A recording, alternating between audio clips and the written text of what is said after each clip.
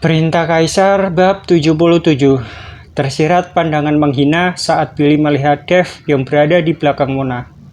Lalu dia menggandeng tangan Mona untuk berjalan ke depan. Dev hanya bisa mengikuti di belakang, sementara Billy dan Mona sedang berbisik. Jika kamu tidak ingin dia bekerja di sini, aku hanya akan melengsarkan saat wawancara nanti. Lagian hari ini giliranku untuk wawancarai, ucap Billy dengan suara kecil. Jangan melakukan dengan jelas. Jika dia akan memberitahu ayahku akan memarahiku. Pria ini baru saja keluar dari penjara. Pakai alasan itu untuk menolaknya saja, bisik Mona pada telinga Billy. Mereka takut Dev akan mendengarnya. Namun, mereka tidak tahu bahwa Dev mendengar setiap ucapan mereka berdua. Kemampuan pendengaran Dev tidak seperti orang normal pada umumnya. Dev di belakang tertawa dingin. Dev tidak peduli apakah dia bisa lulus wawancara atau tidak. Lagian, dia hanya menjalankan formalitas saja. Setelah mengikuti Mona dan yang lainnya ke lantai bagian daftar penjualan, Mona menunjuk ke Billy lalu berkata kepada Dev, "Kamu ikut saja dengannya. Ingat apa yang aku katakan. Jangan ada yang tahu bahwa kita saling kenal." Dev mengangguk lalu mengikuti Billy ke ruang wawancara. Sudah ada banyak orang menunggu di luar saat ini, dan mereka semua datang untuk ikut wawancara. Ini adalah perusahaan besar dengan banyak manfaat baik. Jadi, orang yang datang melamar kerja juga sangat banyak, termasuk para mahasiswa dari universitas ternama. Tunggu sebentar di luar, nanti akan ada orang yang memanggilmu. Selesai berbicara, Billy berjalan masuk ke ruangan, sementara Dev mencari kursi untuk duduk dan beristirahat. "Hei, apakah kamu juga kesini untuk wawancara?" Seorang pria berkaca mata duduk di sebelah Dev dan bertanya kepadanya. "Iya," angguk Dev. "Kamu lulusan universitas mana?" "Setauku, wawancara kali ini diisi oleh banyak orang yang lulus dari universitas ternama. Lihatlah gadis yang memakai rok itu. Aku dengar dia lulusan Universitas Indonesia, dan pria dengan ransel itu lulusan Universitas Pajajaran." Pemuda itu berkata pada Dev dengan ekspresi iri. "Aku dari Sekolah Bisnis Harapan." Dev tersenyum kecil. "Mahasiswa dari Harapan?" Pemuda itu terkejut sejenak lalu berkata dengan ringan, "Kamu sungguh berani datang ke perusahaan ini untuk wawancara hanya dengan ijazah seperti ini. Sekolahmu bahkan tidak bisa dibandingkan dengan Institut Teknik Bandungku." Pemuda itu dengan bangga memandang Dev. Akhirnya dia menemukan seseorang dengan ijazah yang tidak lebih baik dari miliknya. Dev hanya diam dan tersenyum. Saat ini seorang gadis dengan pakaian kerja datang dan berkata kepada semua orang yang akan ikut wawancara, "Semua orang menyerahkan resume Anda kepada saya. Lalu kalian akan dipanggil untuk wawancara secara berurutan." Mendengarnya, semua orang buru-buru menyerahkan resume mereka yang telah disiapkan dengan hati-hati. Hanya Dev yang duduk tak bergerak. "Tuan, mana resume kamu?" Gadis itu bertanya karena Dev tidak bergerak. "Aku tidak menyiapkan resume," jawab Dev santai. Gadis itu terkejut ketika dia mengetahui bahwa Dev tidak menyiapkan resume untuk wawancara. Namun, dia tetap berkata, "Tuan, siapa namamu? Aku akan memanggilmu nanti." "Namaku Dev," kata Dev. Gadis itu mengangguk, berbalik masuk ke ruangan. Semua orang memandang Dev seperti orang idiot, mengenakan setelah jas, usang, dan juga tidak mempersiapkan diri. Bagaimana dia bisa lulus wawancara? Hanya pemuda yang baru saja berbicara dengan Dev. Dia memandang Dev dengan sedikit aneh, lalu berbisik, "Hei, apakah kamu memiliki kerabat dan masuk melalui jalan pintas?" Dev tertegun sejenak. Tidak tahu mengapa pemuda ini bisa bertanya seperti itu. "Kamu pasti lewat jalur pintas. Jika tidak, kenapa kamu tidak menyiapkan resume? Dan orang yang membawamu ke sini tadi, aku lihat Dia adalah eksekutif di perusahaan ini. Pantas saja kamu begitu tenang. Senyuman terpampang di wajah pemuda itu. Sambil tersenyum, dia mengeluarkan sekotak permen karet dari sakunya untuk diberikan kepada Dev. Dev tanpa sungkan mengambilnya dan langsung memasukkan permen karet itu ke mulutnya. Hei, jika kamu benar-benar punya kerabat, bisakah kamu mengatakan hal yang baik tentangku? Nanti, jika kamu diterima, aku akan mentraktirmu untuk makan di hotel besar. Pria itu menatap Dev dengan penuh harap. Dev tersenyum sedikit. Oke, jika aku berhasil, aku akan menyampaikan hal-hal baik tentangmu. Terima kasih banyak. Pria muda itu tampak bahagia dan terus berterima kasih pada Dev. Wawancara pun dimulai. Satu persatu orang yang ikut wawancara masuk dengan gugup dan keluar dengan frustasi. Bahkan orang dari universitas ternama itu tidak berhasil. Melihat beberapa orang universitas ternama gagal, pemuda di samping Dev pun semakin gugup.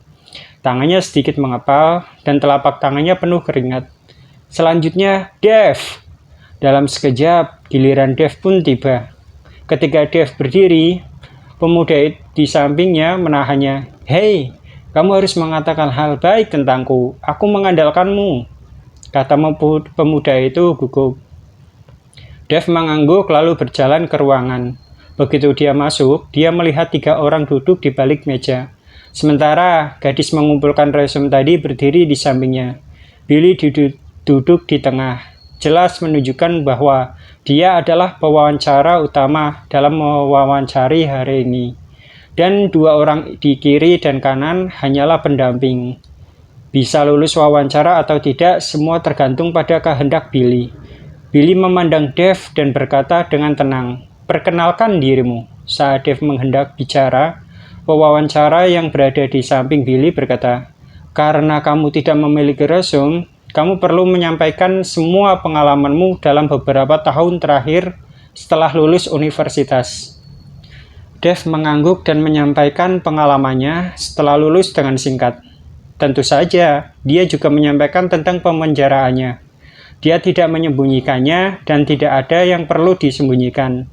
Namun, orang-orang ini terkejut mendengar penyampaian Dev mengenai dia berada di penjara. Ini jelas menunjukkan bahwa Billy pasti memberitahu mereka, sehingga mereka tidak terkejut. Mendengar itu, Billy menutup matanya dan melipat tangannya di atas dada untuk bersandar di kursi, tanpa mengucapkan sepatah kata pun, dan gadis di sampingnya bergegas maju untuk memijat lembut Billy. Kamu tahu kan, perusahaan kami ini, perusahaan apa? Tahu siapa bos dari perusahaan kami? Kamu seorang tahanan yang baru saja keluar dari penjara. Berani datang untuk mewawancara? Kata seorang pewawancara dengan senyum menghina. Kenapa tidak berani? Apakah perusahaan kalian menetapkan bahwa orang yang pernah di penjara tidak boleh wawancara? Lagian, apa yang salah dengan berada di penjara? Apakah orang yang pernah berada di penjara itu sudah pasti orang jahat? Kata Dev sambil tersenyum. Meskipun perusahaan kami tidak secara tegas menetapkan peraturan itu, tetapi kamu adalah mantan tahanan buruh kerja reformasi. Jika kamu masuk dalam perusahaan, maka akan mempengaruhi citra perusahaan kami. Aku yakin perusahaan lain juga tidak akan menginginkan pekerjaan yang baru dibebaskan dari hukuman penjara. Kamu harus sadar diri, jika aku adalah kamu, aku bahkan tidak berani keluar. Pewawancara memandang Dev dengan tatapan kritis. Sepertinya dia sengaja mempermalukan Dev dengan suara yang sangat keras. Orang-orang yang datang untuk wawancara juga dapat mendengarnya. Mereka semua terkejut. Pemuda yang berbicara dengan Dev tadi bahkan lebih terkejut. Sial, ternyata seorang mantan tahanan reformasi menghabiskan permen karetku dengan sia-sia. Sungguh sial. Bocah itu bergegas pergi ke kamar mandi untuk mencuci tangannya. Dev yang berada di dalam ruangan tidak marah dan tersenyum ringan. Jika aku adalah tidak memiliki kemampuan sebagai seorang pria, aku bahkan tidak akan memiliki wajah duduk di sini. Seluruh matamu penuh dengan lingkaran hitam ketika Aldestyr di hari. Namun kamu sama sekali tidak berguna, sehingga tidak bisa tidur nyenyak sepanjang malam. Kata-kata Dev membuat pewawancara tertegun dan menatap Dev dengan sedikit ngeri di matanya. Dia tidak mengerti bagaimana Dev tahu bahwa dia tidak memiliki kemampuan sebagai seorang pria. Ini adalah rahasianya. Tidak ada satu orang pun yang tahu.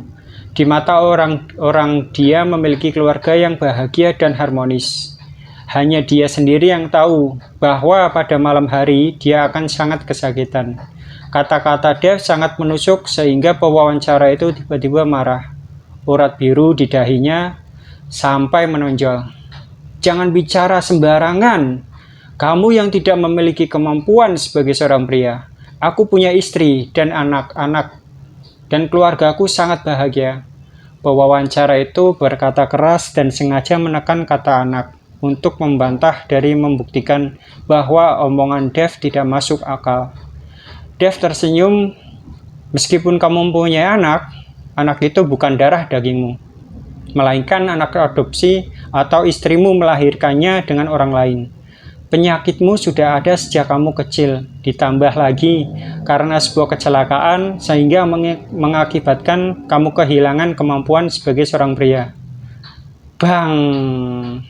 Selesai Dev berbicara, pewawancara itu berdiri dan membanting meja untuk melototi Dev dan berkata, "Kamu menyelidikiku ya?"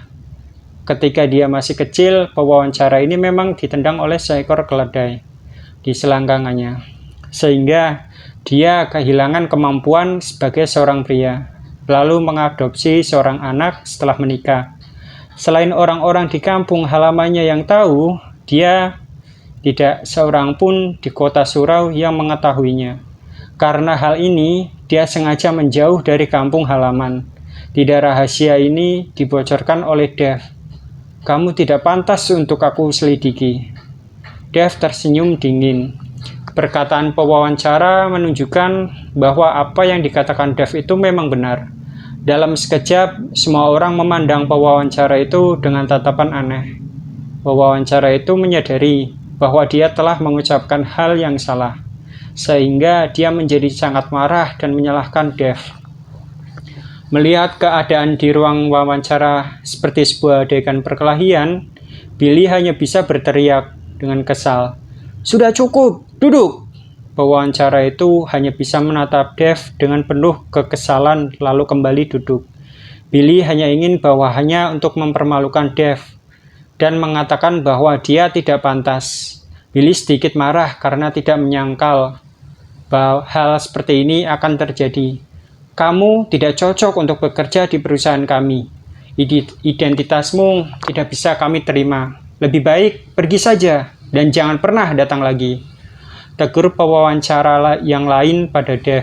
Setelah melihat kemarahan Billy, ada karyawan seperti kalian di perusahaan berskala besar, sepertinya perusahaan sudah harus menata ulang pekerjaannya.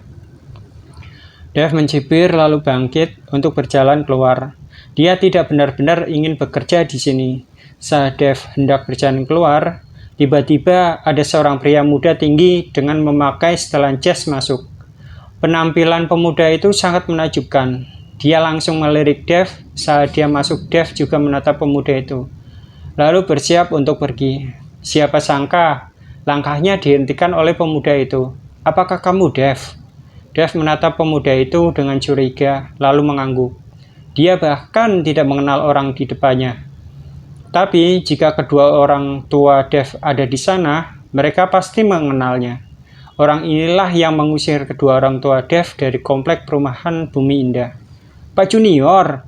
Setelah melihat pemuda itu, dia berlari untuk menjelaskan. "Orang ini bernama Dev dan dia datang untuk melamar pekerjaan.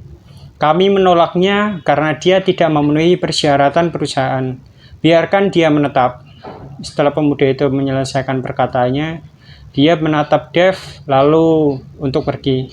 "Pak Junior, dia adalah mantan tahanan, buruh kerja reformasi yang baru saja keluar dari penjara," ucap Billy sembari menghentikan pemuda itu. Pemuda itu berbalik dan menatap Billy dengan kedingin. Apakah kamu sedang mengajariku? Kalimat itu mengejutkan Billy, sehingga dia menggelengkan kepalanya dan berkata, tidak berani,